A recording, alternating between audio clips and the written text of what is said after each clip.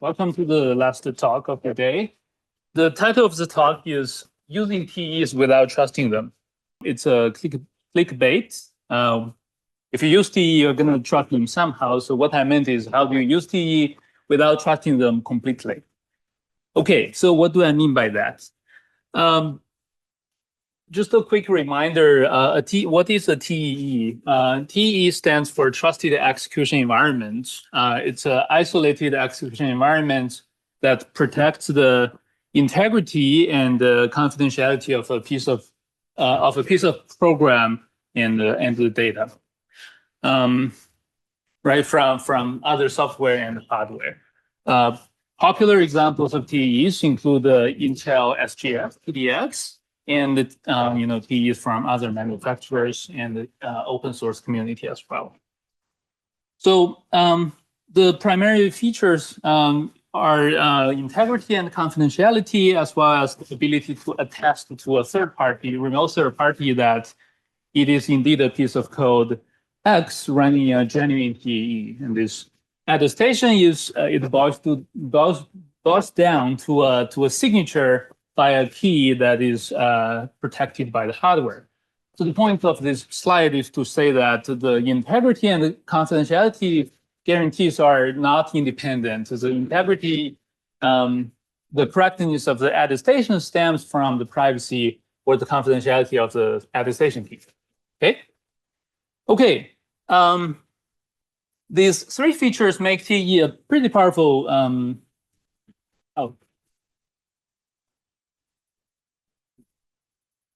Is this better?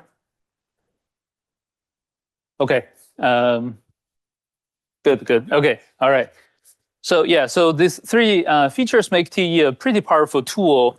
The mental model I'd like to think TE is to think of it as a trusted third party, but secured by the hardware. And having a trusted third party really is a very powerful thing, and it solves a whole bunch of problems that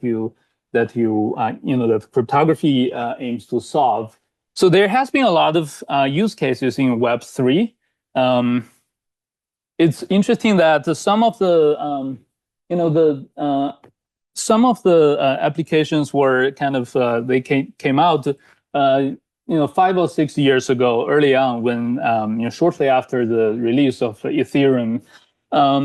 But recently, in the last year or so, there's quite a visible rekindled interest in TE. And this time around, I would say there's a lot of legitimately new applications, such as the use of TEs in MEV block builders and others, like one-time signatures implemented by TE, account encumbrances, as you have just heard from James, and even Web2 accounts can be encumbered. And here, I think just insert a quick link. The team encumbrances, just to drop this draft on how to encumber Web2 accounts. Okay, so this all sounds good and well. There's a lot of exciting use cases of TEs, but just a small problem, right? TEs, as we know them, aren't perfect. TE-SGX.fail is both a website and a paper. It's a great resource to learn about all the attacks that SGX have fallen to. There's more recent works that extend the survey, the scope of the survey, to a broader range of TEs. So this table is taken from this recent SOK paper. Basically, you can see that almost all widely available TEs have had some vulnerabilities, and almost all of the vulnerabilities broke the confidentiality guarantee, and quite a few of them even broke the integrity. You can see the check on the last column of the table. So that's what we know, right? That's the past. So if history tells us anything, then what should we take away from these attacks? I personally want to kind of advocate a pessimistic view here. I personally think TEs aren't and likely won't be perfectly secure. And of course, nothing will be perfectly secure, but building TE seems particularly hard with the tools we have today. Reasons include the strong adversary model, the complexity of the modern architecture, and just the way that TE is developed today, right? The closed source approach and so on. On the one hand, there's hope. There has been invaluable efforts towards so-called secure by design TEs, or open hardware TEs. But in this talk, I want to advocate that we probably should be prepared for TE breaches. And it is a hard technical question and a challenge to be able to systematically hedge against the risk of TE breaches. And that's the topic of the talk. The key question of the talk: how do we systematically hedge against the risk? How do we think about the risk? This is not the first time that this question was asked. There has been, roughly speaking, two schools of thoughts out there. Let me quickly summarize. First approach is to, you simply put less trust in TE. For example, the sealed glass proof paper proposed a model where you trust TE for only for integrity, not for privacy. Right. This model is somewhat justified by empirical evidences because less attacks break integrity and more attacks break confidentiality. And the paper shows that even in that relaxed assumption about TEs, they are still pretty useful, and they essentially they function as a form of zero knowledge proofs. Right. If if ZKP is useful, then TE without any privacy is, roughly speaking, equally useful. Assuming there's integrity assumption is true. So that's trust less. A second approach is to trust the TE but keep detecting its failure. All right. So the example I can think of is the STING framework. The rough idea is you inject crafted inputs to the TE, right? So that when there's leakage, you can not only detect the leakage but also use the injected inputs to help you prove the leakage to the public. Okay, and so this allows the upper level applications to handle TE failures. I won't get into the details of these works. But in this talk, I'm going to give you, going to present two more ideas from our recent works. So, idea number one is sort of a kind of a extension of the trustless approach. We find that in certain systems that are vulnerable to denial of service attacks, we could use TEs to prevent denial of service attacks, and the result is you have a system that relies on TE only for liveness, right? Not for security. While the second idea I'm going to talk about is to essentially it leverages the detection of leakage, and it places the incentives so that the attacks are disincentivized using insurance and bug bounties and these economic leverages. Okay, so I will let me start with the first idea, and if time allows, I will talk about the second one as well. Okay, so the idea is we put forth this idea in a paper we called ZipNet. It's about making a kind of anonymous broadcast protocol called DCNets cheap with what we call distrusted execution environments. DCNets are a protocol, anonymous broadcast protocol. So the purpose of such systems is to allow a group of people to broadcast messages to each other without revealing the sender's IP addresses. So it's a privacy-preserving communication primitive. It's important by its own, and it's also important component of bigger applications like privacy-preserving payments and pretty much any privacy-preserving systems that you want to preserve the network layer identity. Okay, so how do we build a DCNet? What are the trade-offs in available DCNet systems?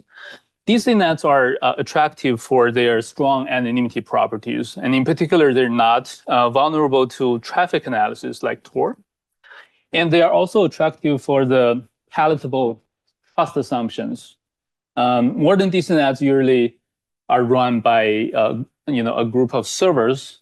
Users only need to trust that at least as long as one of the servers is honest, you enjoying this strong anonymity. So this trust assumption, so-called any trust assumption, is rather palatable. Okay, the downside of DCNets in general is it's easily dosable by clients. Basically by sending malformed messages, the client can clobber the broadcaster channel. And prevention of denial of service attacks like these are usually, can be done with cryptography, but it is usually expensive and involves, multi-party computation or zero-knowledge proofs. So for that reason and for other reasons, existing DCNet systems, they are cheap on the client side, but they are expensive to run on the server side, right? So you need beefy machines to run, to handle the computation and the communication load. The problem is if it's hard, it's expensive to run these anonymity servers, then there won't be a lot of servers. And remember, the antitrust assumption says that, basically the confidence in the system scales with the number of servers you have. So if you don't have a lot of servers because they are very, very expensive, then the anonymity of the system is weakened. So that is the kind of the motivation why we care about making servers lightweight. Okay. So then in ZipNet, this system, we did a number of things to make a DCNet server cheap.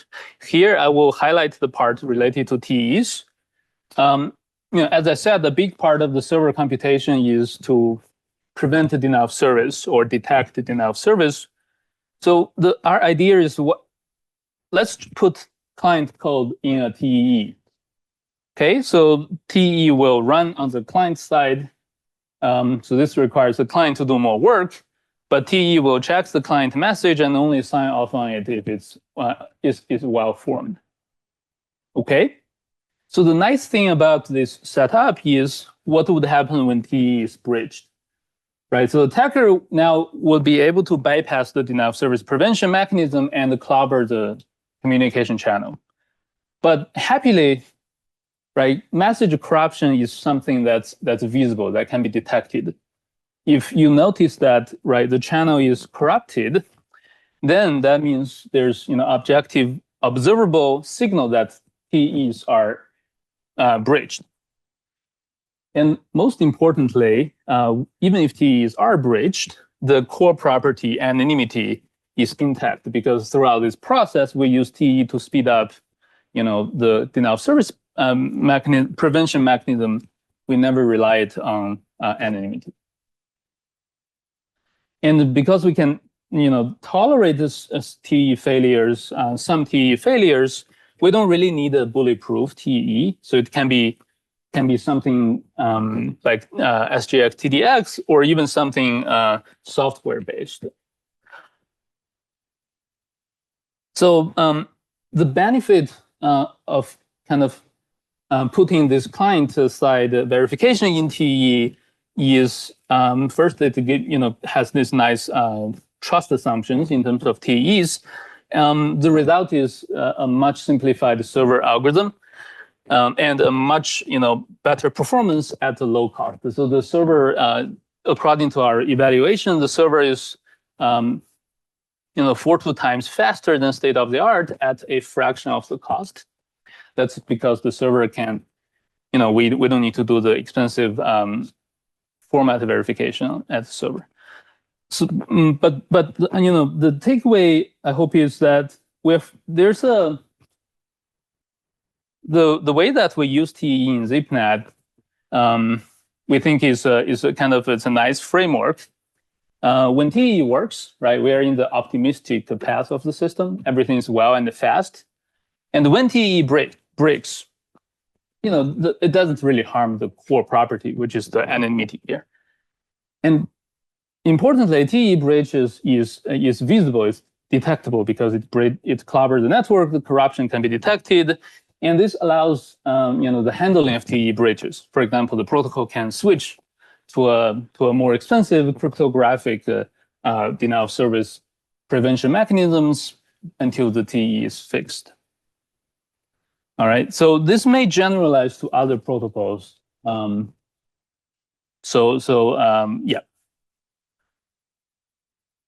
All right, so that's the first idea. I think how much time do I have? Okay, plenty of time. So, right, so the first idea is, just to recap, when you design a system, trust the TEE for less. In particular, in ZipNet, we trust it for liveness. The nice thing is that we don't rely on it for security, and plus liveness failures in this case can be detected. So these are the benefits of this trust model. So I'm going to now just briefly talk about the second idea, which is to set up incentives to disincentivize side channel attacks. So this idea is put forth in a paper entitled "The Crudity: Stick and Carrot Approach to Side Channels." The paper is forthcoming in AFT 24. This so-called stick and carrot, the name will, the motivation for the name will become clear shortly. This framework is useful for key management applications in TEEs, like when you store a key in the TEE, and for example, when you use TEE to build the custodial wallets, or when you apply TEEs to certificate authorities, where you use TEE to protect the signing key of the certificate. So what is the key observation, right? The key observation is when it comes to side channel attacks, there are potentially two types of attackers that can mount side channel attacks. The first type is the service provider that operates and runs the TEE. So the service provider, for example, the service provider of some custodial wallet service is the party that has root access to the TEE, right? It's the owner of the cloud account, and therefore they can mount all sorts of side channel attacks, right? Because they have root access to the TEE.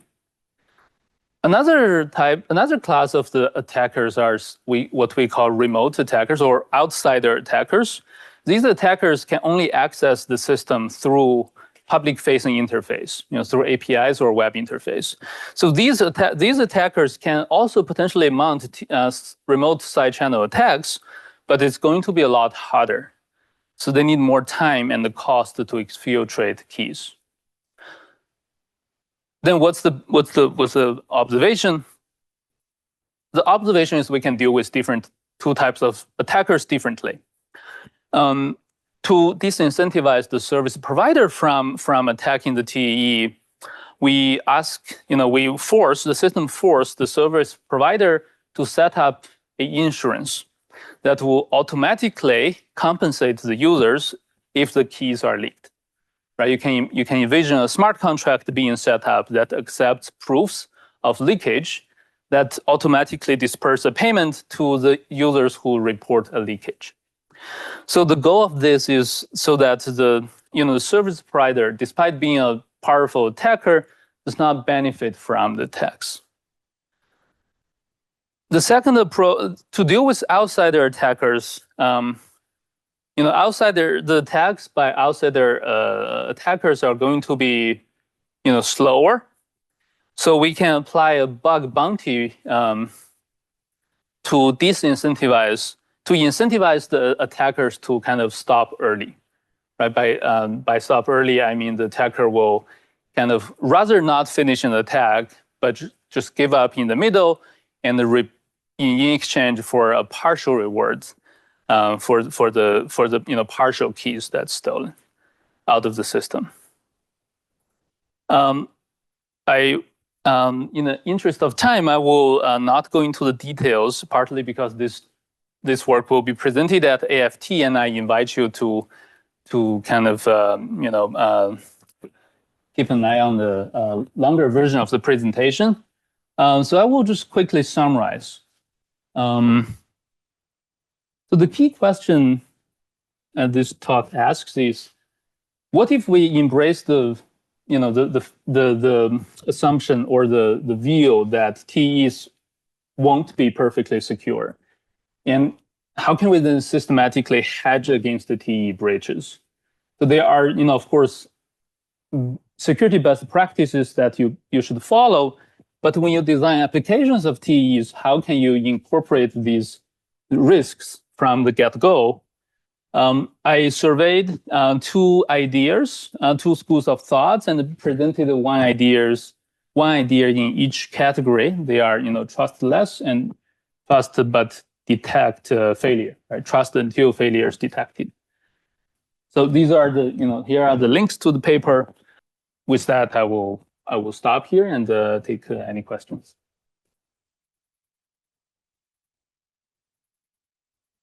Hey, thanks for the talk, Fun. I have many questions, so maybe this will go into the break. But my first question is, for Intel TDX at least, availability is a non-goal because, the hypervisor can, for example, performance degrade VMs to, for example, bypass any mechanism that, the TD may take to, for example, I'm understanding like this is some sort of heartbeat mechanism to ensure that the TD is executing. Is that a fair assumption? Right. Availability is not. It's a non-goal. Availability is not. We don't assume TE has availability. So when you say you're saying liveness is guaranteed, how is that different? So we trust the TE for liveness. That means that if TE is not breached and if TE is available, the system has liveness. Right. If TE is breached, the system loses liveness. Equally, if the TE become unavailable, the system also loses liveness. But the difference, I think, the reasons for losing liveness can be due to malicious activities and benign faults, and this can be dealt with in different ways. But the point is that no, we don't trust TE for liveness. We don't rely it on for liveness. What I meant is if TE breaches, only liveness is lost. Maybe there's a bit of tautology going on here. I hope you got what I meant. So I have a follow-up to that. How do you detect when the TE has been breached? That's a good question. So this is the part where such ideas are a little bit application specific. So in the DCNet example, the effect of TE getting breached is to have the channel being clobbered. So you could, when you send the message, you could attach a sort of a checksum, and when the checksum is messed up, that's how you detect the TE has been breached. So you're saying that there's no way for the TE to be breached without some channel being clobbered. Like these are both necessary and sufficient conditions. Yes, because TEs will sign off on the messages, and if the messages is not signed off by TEs, it will not be incorporated to the channel. See, and then are there other questions? But I have one more if there's no one else. So one approach to, I guess, achieving the same guarantees as TE is to essentially invert the trust assumptions. So in TEs, you do not trust everything but the application. The alternative approach is to trust everything but the application, such that the application does not get corrupted. And so technologies like TPM and TXT are ways where you can trust your operating system, your firmware, BIOS, etc. How would you say like this would differ in terms of hedging against system breaches, I would say? That's a good question. I haven't thought much about it. To me, that seems like a difference in the size of the TCB, like how big is your TCB? But the size is a little bit hard to say because some code are more maybe battle tested than others. I think generally this at the high level the framework wouldn't change because there still is a concern of breaches whether in system code or application code, and such frameworks can still apply.